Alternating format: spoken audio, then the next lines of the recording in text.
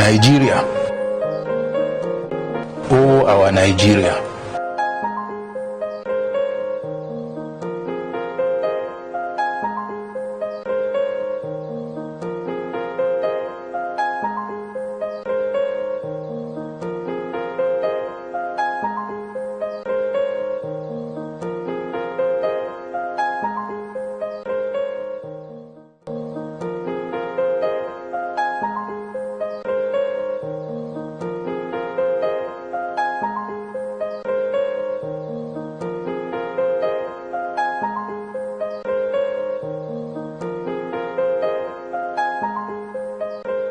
Why Nigerians no longer want to pay tax. This is the first part.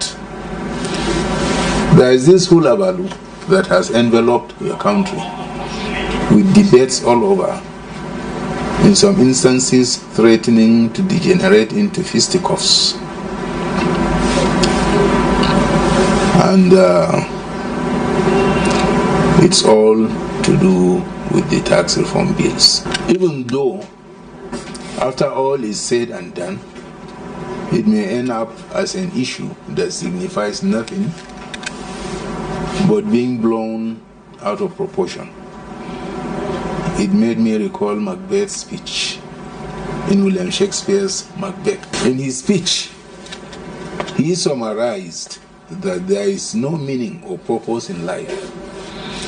Understandably, with his wife dead and armies marching against him, he came face to face with the transience of life.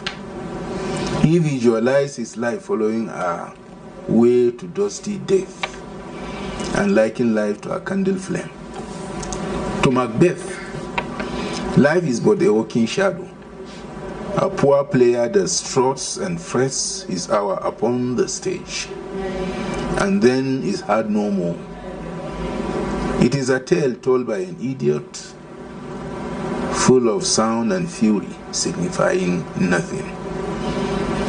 We may not say the tax reform bill is a tale full of sound and fury, but when considered from the submission of the Revenue Mobilization Allocation and Fiscal Commission, the whole idea does not signify anything. It may amount to nothing. But that is if we are truly practicing constitutional democracy and desirous of adhering to it. In a 2,470-word memorandum, the Revenue Commission buttressed the fact that tax reforms are good for the overall interest of the country's economy, but pointed at complexities in determining tax by derivation as, in quotes, VAT is a tax levied on the consumption of goods and services. The final tax burden falls on the consumer, and the tax is remitted by businesses, agents of VAT collection to the tax authorities. The complexity in determining the taxpayer's residence for derivation purposes arises when goods are purchased in one location and consumed in another. The seller and buyer operate across state boundaries, and VAT reporting systems do not track the end-use location effectively. The memorandum gave an example. A man from Kano buys a fuel pump in Lagos for use in Kano. Most importantly, the memorandum reminded us that Section 162(2) of the 1999 Constitution of the Federal Republic of Nigeria, as amended, empowered the Revenue Mobilization Commission to determine the formula for the equitable sharing of revenue among the three tiers of government, and to ensure that such formula reflects the principles of fairness and justice.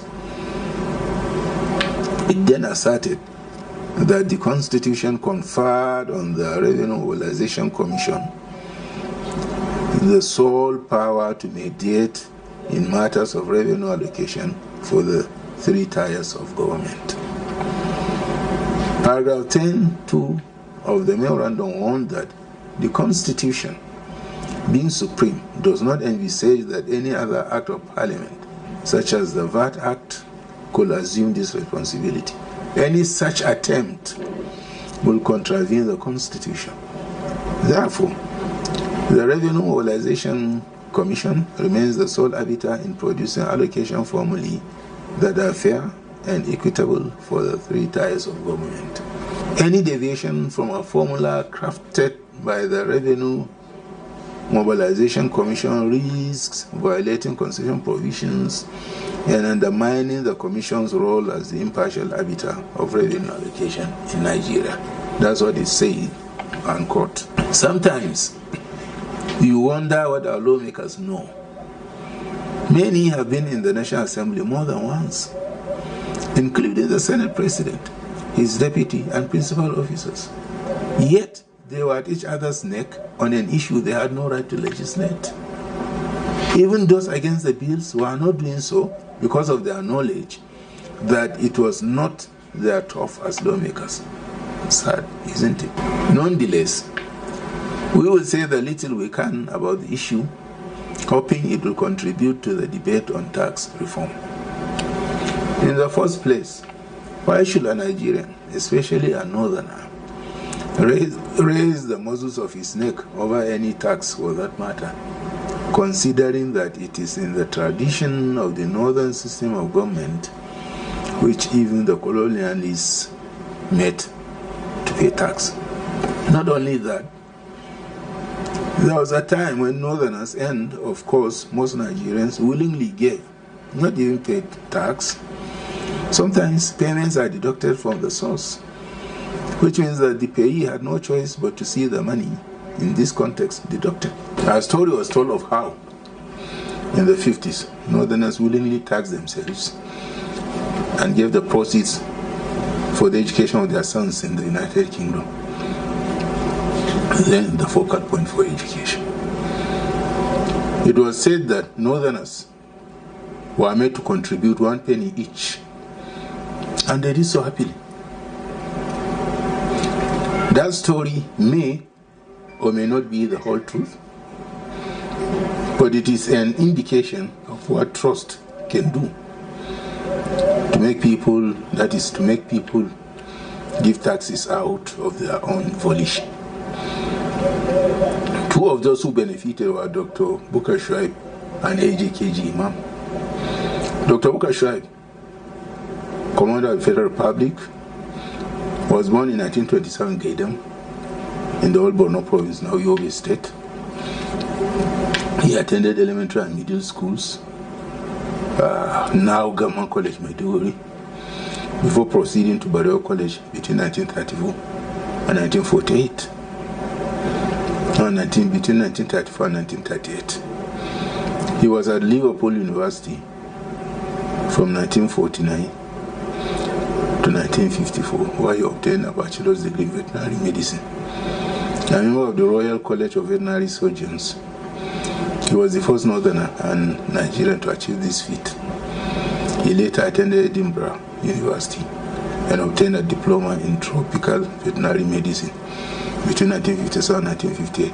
Well, he went to Barrio College between 1934 and 1948. Alkali Jafar Kali Goni Imam, popularly called AJKG Imam, or Malam Kali, was the first Kanuri and northerner to be sent to the United Kingdom for a full degree course in forestry.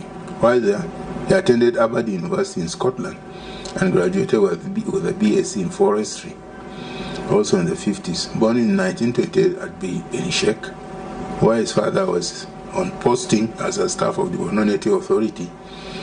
He came from the illustrious Imam family. There is no doubt that trust was the main determiner in making earlier citizens pay taxes willingly.